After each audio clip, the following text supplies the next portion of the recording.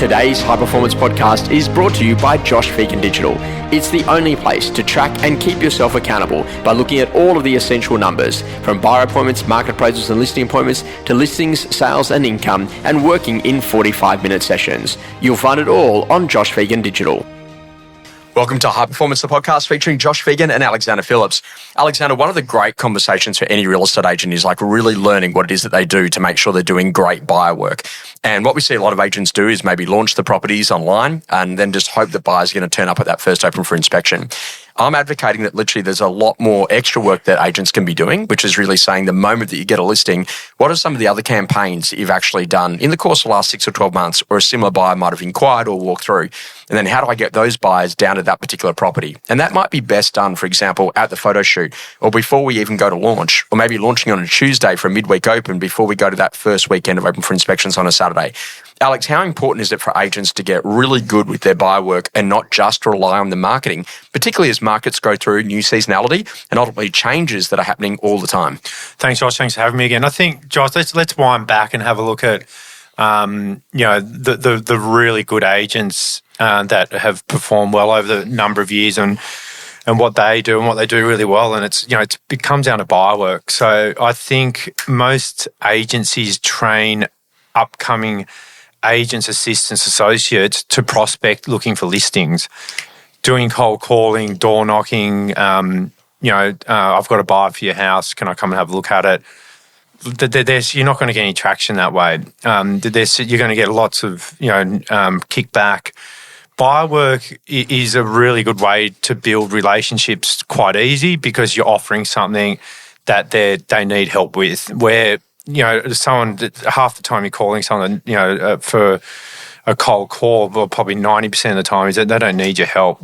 So when you get good at buyer work, you build up a really good following of buyers that 80% of them have a property to sell anyway.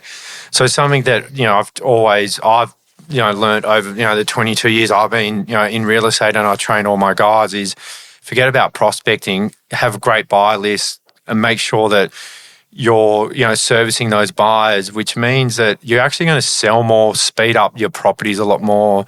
You're going to list more properties because they feel obligated to use you. And what I mean by speeding up and selling more properties is at that photo shoot or before it goes online, you've got 20 buyers there and you've already had an offer and you've sold the property before it goes on the market essentially, or you can sell it, but the vendors might want to see it on the market for a week or two. So my mentality is for every property we list, we've got to have at least 10 to 20 buyers ready to look at it before it goes on the market. And that's actually our sales pitch to the vendors at the listing appointment. But buyer work isn't over the phone and sending an email or like saying I can add you to the database. Buyer work is face-to-face, one-on meetings, showing them property, showing them 3 or 4 at once, building face-to-face relationships with them like a listing appointment or vendor meeting.